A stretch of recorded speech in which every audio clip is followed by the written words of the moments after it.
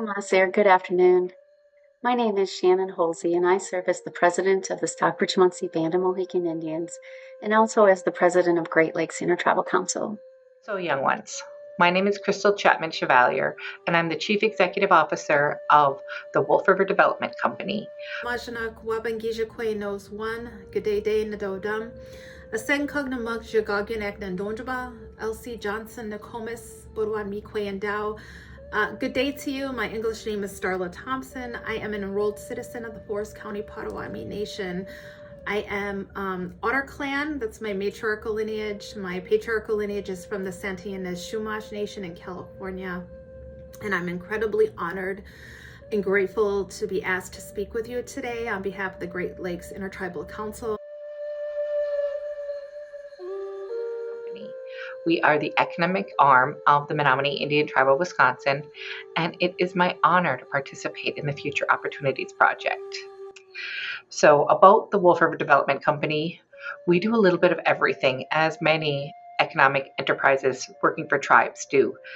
We do convenience stores, a grocery store, commercial rentals, firewood delivery, online lending. We recently opened a coffee shop and have started building homes on the reservation. Most exciting this year, we also built ourselves our own office building. So now we have our own space where our staff is able to come work in a beautiful building. And there's also space for local entrepreneurs. We have an incubation offices they can rent for free. They also have office suites they can rent. And we also have a training room where individuals can set up trainings and workforce development opportunities so that our tribe can continue to grow and prosper. Officially, I work with my tribe as a policy management specialist. Our people have been victim to bad U.S. policy, decades, centuries of bad U.S. policy. And so my response is one founded in our culture and our knowledge, and that serves our people. That's why I decided to go to school and get my degree and work for my nation as an act of sovereignty and self-determination. My other role is a policy and justice director with Waking Women Healing Institute. You may have heard of them. They're out of Gresham, Wisconsin. And so we are an Indigenous-led, women-led, survivor-led organization that provides a culturally founded direct service prevention and response to the missing and murdered Indigenous peoples epidemic in the Great Lakes and throughout the United States, throughout Indian country. One of the most important responsibilities of tribal leadership is ensuring the safety and resilience of our tribal communities. Emergency management and public safety are critical functions of governance. This involves strategic planning, preparation, and continuity of operations so that no matter what challenges arise, our nations remain strong and protected. I love my job because every day is different, and I get to help my tribe, help the individuals in my tribe, and also be able to share some of the work that we do with Indian country and maybe make a difference with other tribes as well. I was never one of them individuals who always knew what they wanted to do. And I always envy those individuals who are like, I'm going to be a firefighter in third grade, or I want to be a doctor. I always kind of wasn't sure what I wanted to do. And I think a lot of that had to do with my lack of confidence growing up. I don't think I believed in myself enough to be able to actually say what I wanted or know what I wanted. In fact, I was a high school dropout. I dropped out of high school. I just really had a tough time as a youth. But I think part of that was I was frustrated with myself because I know I wanted more. Not just for myself, but I know I could do more to help others. So I just kept going to school and I kept working, and slowly but surely I kind of discovered what I wanted to do when I grew up, because I was actually doing it and I was working to help my tribe in different capacities and eventually in the role I have now. And it's a lot of responsibility, and it can be tough working in tribal communities, but it is also so very rewarding because there's such a great need there. And everybody helps, from the receptionist to the appointment clerks at the clinic, to the utility workers, the police officers, the directors. Everybody's helping, and it's hard, but you're making a difference. And that commitment and that love for your community, it kind of makes you almost the best person for the job. I grew up on the reservation, and that experience shaped who I am today. It has been an honor of a lifetime. And what I absolutely love about my job is that it is different every single day, and it allows me to address the unique challenges we face to make sure our people have the resources and the security they deserve. I continue to do the work that I do in policy and education and community building. And so that's not why I want to talk with you, and I don't have much time, but the reason you're in my home is because I'm coming from an event that I feel I was supposed to share with you today. I had a different response scripted, but I am just going to keep it real with you. I am coming from a gathering to honor the life of a woman named Sylvia Therion. She was 20 years old. She's a NIDA woman. This is Sylvia. Her favorite color was purple. And she died in custody at the Milwaukee County Jail. She died because she did not have the appropriate mental health care that her family was desperately pleading for her to have while she was in custody there for 10 months. And so during that time, she attempted suicide several times. And her family's pleas fell on deaf ears. And so I think Sylvia would be alive today if she had advocates, Indigenous advocates that understood this and could provide the appropriate response for Sylvia. She would be here with us today.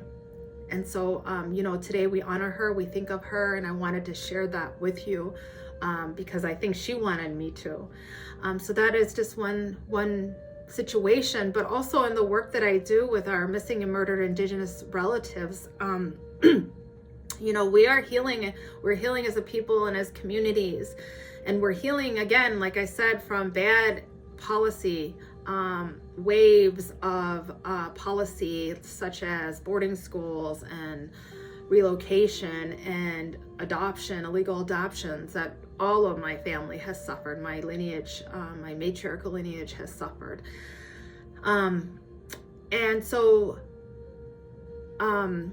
this has affected our relatives, and we see this come out in different ways, and so one way it manifests is in substance abuse. And as I work and respond to our relatives who go missing or end up murdered, substance abuse often plays a role, and sometimes it's a tool that others use against us, right, to subdue our relatives or to entrap them. And so we need an Indigenous response to that.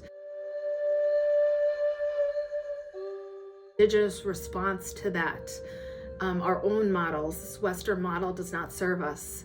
We need our own healing methods. And so we need you. We need you to come back home, and we need you to not just bring those tools that you may learn in school or other places, right? But the medicine that you carry and the knowledge you carry from your ancestors, from your relatives. And so I just wanted to share those two quick things with you. I don't have much time. I've already gone over my time. I know it. But I just want to say, that you are needed and you are important. And no matter where your path takes you, I promise it's always going to bring you back home. I would definitely encourage people to get their education, get their tech degrees, or just get a really great job out of high school and work for your tribe and find your way. I always say every day is a great day to be Indigenous, but our lives are never easy. So if we can work together to make everybody's day, week, month, year, lives a little better, then we should definitely do that, because it's not the pay that drives us, that's for sure, but it's the love we have for our people. So I encourage you all to dream big and to consider careers that strengthen our tribal nations, whether it's emergency management, public safety, or other areas of service. Your leadership can make a lasting impact. Our communities need your voice, your ideas, and your commitment. Each of us has unique gifts and talents that can strengthen our communities. So don't wait, start today. Reach out to your tribal leaders, make sure you ask questions, and explore opportunities like the Futures Opportunity Project. Every step you take brings us closer to a stronger future for all of our nations. Hey, it's your boys, Lights Mike and Funny Bone. We just want to give y'all some encouragement and spit some wisdom. So, we started a long time ago, 12 years old, when we was little, and recording on a karaoke program at home. Now, 20 years in, big screen, doing big things. So it's all from staying focused and keeping the faith and never giving up. Dreams don't work unless you do. So, another thing is, we never let people sidetrack us, tell us what we should be doing. We just stay true to ourselves. And never let the haters get to you either. Yeah, so don't let other people's opinions determine who you are or what you should be doing. Always do the best thing that you can with what you got. So yeah, we always been dream big, work hard, never give up type of people. And so, it shows. If we auditioned for America's Got Talent, we auditioned for Reservation Dogs, and we auditioned for a whole lot of stuff. And there was a whole lot of no's and a whole lot of yeses that helped us out in the end. And we never compromise who we are to be where we at. Keep that in mind. Yeah, so, like I said, dream big, work hard, and never give up. Mawanan, Inet. Anishik, Anaway, thank you. And I look forward to seeing the incredible things we can all accomplish together. And I want to say miigwech, and should you need anything, please reach out, find me in some way, and I'll help any way I can.